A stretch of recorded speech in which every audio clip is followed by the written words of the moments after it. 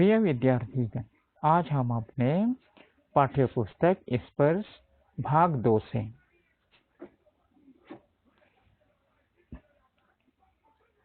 पाठ 1 अर्थात पहला पाठ जो गद्यांश के हैं और इस पाठ का नाम है बड़े भाई साहब। और इस पाठ के लेखक हैं कहानी सम्राट मुंशी प्रेमचंद जी। तो अब हम इस पाठ को पढ़ते हैं और समझते हैं। तो यहाँ दो भाइयों की कहानी है और दो भाइयों की कहानी किस प्रकार, एक बड़े भाई हैं और एक छोटे भाई हैं। दोनों हॉस्टल में रहकर पढ़ाई करते हैं। तो आइए अब पढ़ते हैं, समझते हैं। मेरे भाई साहब मुझसे 5 साल बड़े, लेकिन केवल 3 दर्जे आगे। उन्होंने भी उसी उम्र में पढ़ना शुरू किया था जब मैंने शुरू किया, लेकिन तालीम जैसे महत्व के मामले में वह जल्दीबाजी से काम लेना पसंद न करते थे। इस भावना की बुनियाद खूब मजबूत डालना चाहते थे जिस पर आलीशान महल बन सके। 1 साल का काम 2 साल में करते थे, कभी कभी 3 साल भी लग जाते थे। बुनियाद तो पुख्ता न हो तो मकान कैसे पायेदार बने। तो यहाँ बड़े भाई साहब जो छोटे भाई थे उसे 5 साल बड़े थे, लेकिन केवल 3 दर्जे ही आगे थे, अर्थात पढ़ाई में छोटे भाई से 3 कक्षा ही आगे थे। नियम अनुसार उन्हें 5 दर्जे आगे होने चाहिए थे, अर्थात 5 कक्षा आगे, क्योंकि उन्होंने भी उसी उम्र में पढ़ना शुरू किया जिस उम्र में छोटे भाई ने शुरू किया था। लेकिन तालीम जैसे महत्व के मामले में वह जल्दीबाजी से काम लेना पसंद नहीं करते थे, अर्थात वह पढ़ाई लिखाई में उतने अच्छे नहीं थे। तालीम अर्थात शिक्षा जैसे महत्व के मामले में वह जल्दीबाजी से काम लेना पसंद नहीं करते थे। तो यहाँ यह व्यंग्यात्मक तरीके से कहा गया है, व्यंग्य किया गया है। कहने का मतलब है उसके बड़े भैया पढ़ाई लिखाई में उतने तेज नहीं थे, जो एक ही कक्षा में कभी कभी 1-1 साल, कभी 2-2 साल पढ़ते रहते थे, अर्थात कभी कभी 1 बार, कभी कभी 2 बार फेल हो जाते थे। इस भवन की बुनियाद खूब मजबूत डालना चाहते थे, अर्थात उसके भाई साहब पढ़ाई लिखाई को बड़े ही गहराई से समझना बूझना चाहते थे। बुनियाद का अर्थ है नींव अर्थात फाउंडेशन, तो वह उसे खूब मजबूत करना चाहते थे। तो यहाँ जो भी कहा गया है सब उस पर व्यंग्य किए गए हैं, जो कि उसके भाई साहब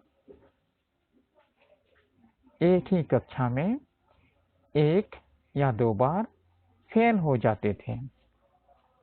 1 साल का काम 2 साल में करते थे, कभी कभी 3 साल भी लग जाते थे, अर्थात वह एक ही कक्षा में कभी कभी 2-2 साल पढ़ते थे, जिसका अर्थ यह हुआ कि फेल हो जाया करते थे। और कभी कभी 3-3 साल भी पढ़ते थे एक ही कक्षा में। बुनियाद ही पुख्ता न हो तो मकान कैसे पायदार बने।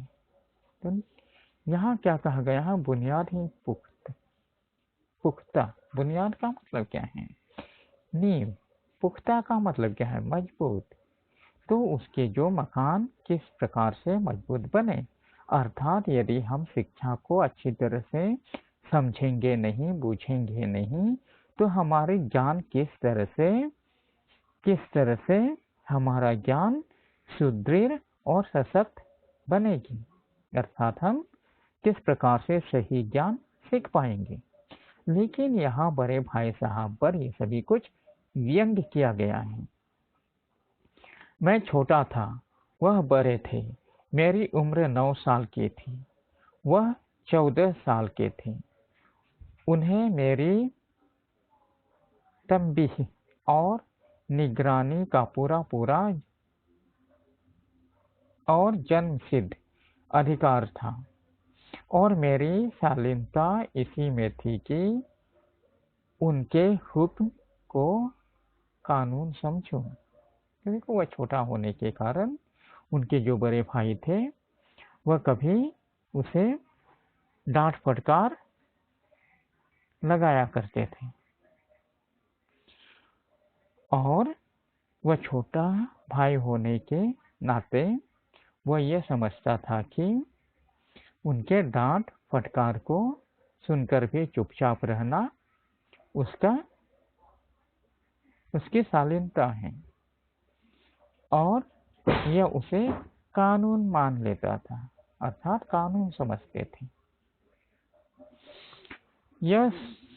वह स्वभाव से बड़े अध्ययनशील थे, हरदम किताब खोले बैठे रहते, और शायद दिमाग को आराम देने के लिए कभी कभी कॉपी पर किताब के हाशियों पर चिड़ियों, कुत्तों, बिल्लियों की तस्वीर बनाया करते थे। तो देखो, वह स्वभाव से बड़े अध्ययनशील थे, अर्थात पढ़ाकू, अर्थात हमेशा पढ़ाई लिखाई में लगे रहते थे और हरदम किताब खोले बैठे रहते थे, और शायद दिमाग को आराम देने के लिए कभी कभी कॉपी पर किताब के हाशियों पर चिड़ियों, कुत्तों, बिल्लियों की तस्वीर बनाया करते थे। तो इसका अर्थ यह हुआ कि उसके बड़े भाई किताब तो खोलकर बैठते थे, लेकिन उसके पढ़ाई लिखाई में उतनी रुचि नहीं थी। वह सिर्फ दिखावे के लिए किताब खोले बैठे रहते थे, और करता क्या था, कभी कभी कॉपी में, कभी कभी किताब में कुछ चित्र बनाते रहते थे। कभी चिड़ियों की तस्वीर, कभी कुत्तों की, कभी बिल्लियों की। तो इस प्रकार से पढ़ाई के नाम पर अपना वक्त बर्बाद किया करते थे, और कभी कभी एक ही नाम या शब्द या वाक्य 10-20 बार लिख डालते थे। तो ये क्या हुआ, एक ही शब्द को अगर 10-20 बार लिखते जाएं तो ये तो पढ़ाई नहीं हुआ, यह पढ़ाई लिखाई का दिखावा भर। कभी एक शेर को बार बार सुंदर अक्षरों में नकल करते, कभी ऐसी शब्द रचना करते जिसमें कोई अर्थ होता न कोई सामंजस्य। तो वह कभी कभी एक ही शेर को बार बार लिखते जाते और उसे सुंदर अक्षरों में लिखने की कोशिश करते रहते हैं, और कभी कभी इस प्रकार के शब्द लिखते जिसका कोई अर्थ नहीं होता, अर्थात वह कुछ भी लिख देता था जो भी उसके मन में आता था। मसलन एक बार उनकी कॉपी पर मैंने यह इबारत देखी, स्पेशल, अमीना, भाइयों भाइयों, दरअसल भाई भाई। तो एक बार जो छोटे भाई ने अपने बड़े भाई के कॉपी में एक इबारत अर्थात लेख देखी, उसमें क्या लिखा था? स्पेशल, अमीना, भाइयों भाइयों, दरअसल, भाई भाई।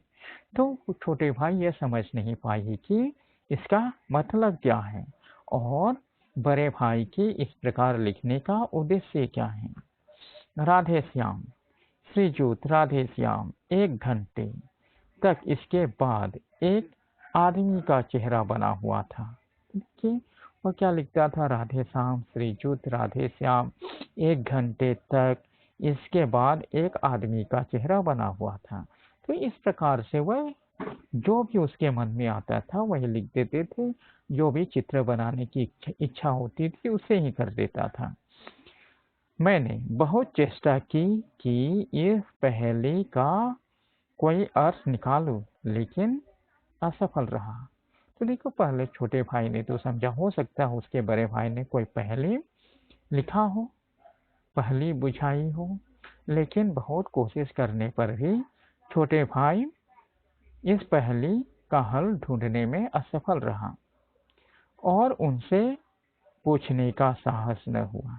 छोटा भाई जानना तो चाहता था, लेकिन समझ नहीं आने पर भी वह अपने बड़े भाई से इसका मतलब पूछ नहीं पाई, क्योंकि वह अपने बड़े भाई से डरते थे। वह 9वीं जमात में थी, मैं 5वीं में। उनकी रचनाओं को समझना मेरे लिए छोटा मुँह बड़ी बात थी। तो देखो अब छोटे भाई अपने आप को ही उस लायक नहीं समझा कि वह अपने भाई के लिखाई को समझ सके, क्योंकि उसके बड़े भाई 9वीं कक्षा में थे और वह 5वीं कक्षा में। तो इस प्रकार से यहाँ यह दिखाया गया है कि सिर्फ किताब खोलकर बैठना ही काफ़ी नहीं है, हमें ध्यान से मन लगाकर पढ़ना चाहिए। यह नहीं करना चाहिए कि जब जो जी में आए कहीं ड्रॉ कर दे, एक ही शब्द को बार बार लिखें। तो यह पढ़ाई लिखाई नहीं है, यह व्यर्थ में समय की बर्बादी है। तो इस पाठ से का मतलब इतने में से हम लोग ये समझ पाए हैं कि हमें पढ़ाई लिखाई पर बहुत ध्यान देना चाहिए, अन्यथा हम भी बड़े भाई की तरह ही एक ही कक्षा में 2-2 3 साल 3-3 साल पढ़ने होंगे। तो मैं आशा करता हूँ कि आप सभी लोग भी पढ़ाई लिखाई में ध्यान देंगे और एक ही कक्षा में 2-3 साल नहीं पढ़ेंगे, एक ही बार में सफलतापूर्वक पास हो जाएंगे। धन्यवाद।